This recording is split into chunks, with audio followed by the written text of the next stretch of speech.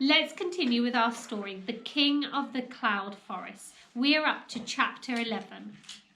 The SS Caledonian seemed a veritable palace of a ship.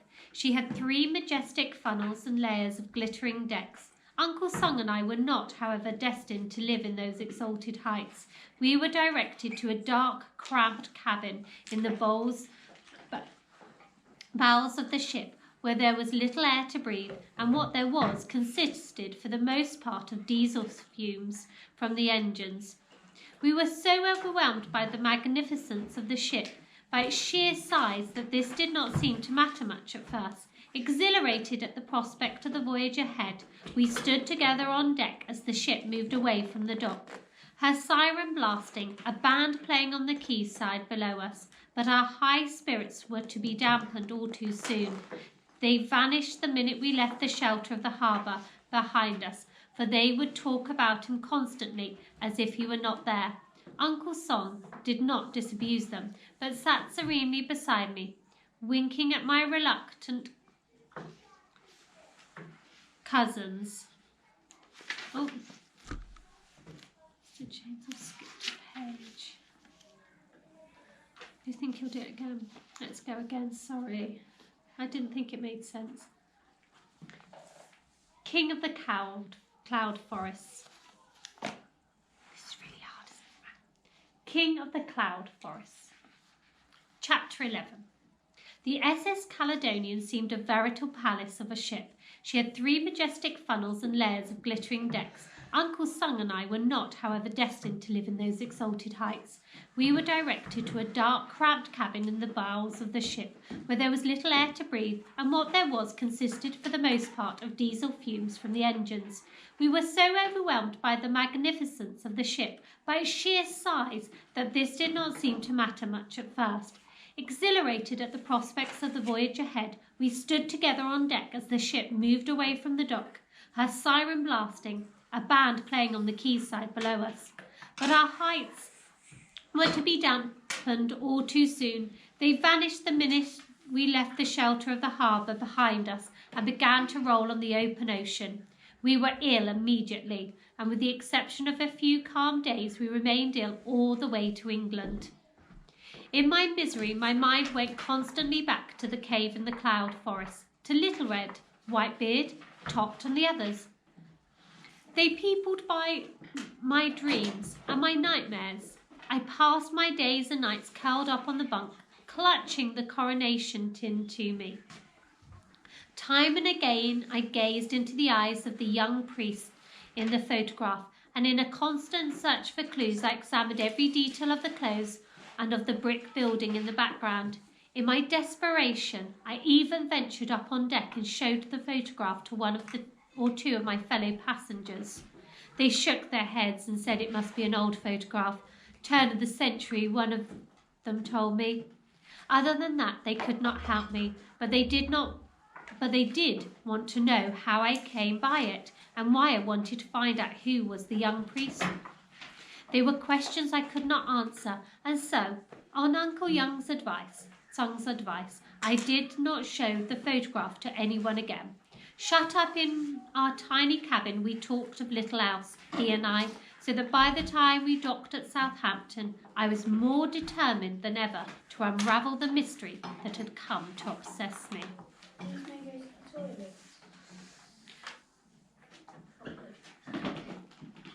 But on landing, I was at once embroiled in my new and noisy family. A total of 3 aunts, a dog, and numerous shy cousins met us when we emerged from customs.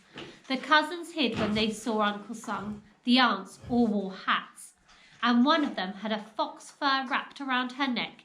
It had beady eyes that never left me. They each kissed me perfunctorily on one cheek. Uncle Sung had his hand shaken rather formally.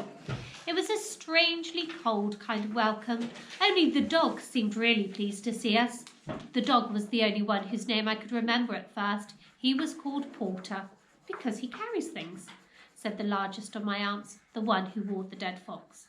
That was my Aunt Edith, I discovered later, and it was she who did all the talking. We've never met your father, she prattled on. We knew of him, of course, from your mother. Poor little Charlotte. We all miss her, you know. Even after all this time, we still miss her. She was the youngest of us girls, and we all loved her dearly. It's quite uncanny how much he looks like her, don't you think, girls? The girls in question seemed less interested in me than they were in Uncle Sung. Uncle Sung was scrutinised, and I was interrogated over a sticky bun and tea in the station cafe while we waited for the train. It became clear to me that they thought Uncle Sung could not understand English, for they would talk about him constantly as if he were not there. Uncle Sung did not disabuse them, but sat serenely beside me, winking at my reluctant cousins whenever they dared to emerge from behind their mother's skirts. Of course, Charlotte wrote and told us all about Uncle Sung, Aunt Edith went on. She leaned closer and whispered to me confidentially. He hasn't eaten his bun. Don't they like sweet things? She did not wait for an answer. Charlotte said Uncle Sung taught her more about doctoring than she ever learned at the hospital in London. Difficult to believe, isn't it? I mean, he doesn't look like a doctor. But then he isn't a Christian, is he? Well, they're not, are they? I mean, they've got hundreds of gods out there, haven't they? Job to tell one from the other, I shouldn't wonder. Still, you can't blame them, can you? I mean, they're only simple people. It's not their fault. At last Uncle Sung spoke up. There is often, he said, much truth in simplicity. Aunt Edith was rather more silent after that. On the train journey she hardly said a word, but looked steadfastly at the fox fur on her lap as Uncle Sung told them all the wonderful work my mother had done at the mission, of her kindness to him, and of how much she had taught him, and of our escape from China over the mountains. They listened intently, my new cousins now quite unable to take their eyes off his face.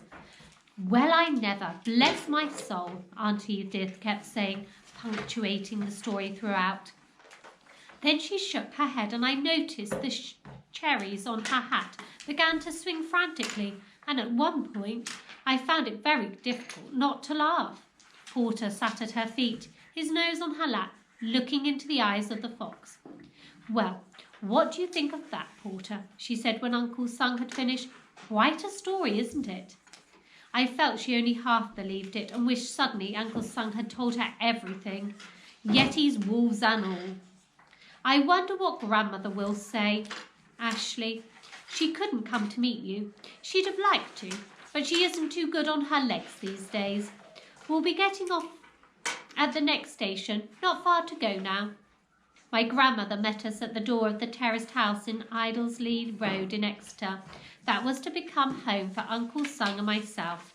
She was frail and leant heavily on a stick, but she cast it aside as she embraced both of us warmly on the doorstep. I did not know what to say, and neither did she, so we simply smiled at each other and said nothing. To Uncle Sung, she said, Charlotte wrote and told me much about you, Uncle Sung. You have a home in my house for as long as you wish. My first English tea of sandwiches, muffins and fruitcake was an awkward affair of clinking cups and teaspoons. My grandmother kept patting my hand and offering me more food. The skin on her hand was silk thin over her twisted knuckles. The aunts and cousins left soon after tea, and we were left alone with grandmother. As the front door shut, she laughed gaily and sank down in her chair by the fire and put her foot up. She looked at me and smiled. I was blessed with 4 daughters, Ashley. Your mother was always the cleverest of them. A lot of your grandfather in her. The smile left her and her eyes clouded over. To be truthful, I've never been the same since her passing. God had no right to take her from us, Ashley, not so young. It wasn't fair, and then I lost your grandfather soon after. Broke his heart, he did. Her brow furrowed into an angry frown. It wasn't right. Not right at all. Still, you're here now, and here you shall stay. We shall have to think about a school for you, Ashley, won't we? School? I asked. Of course, said my grandmother.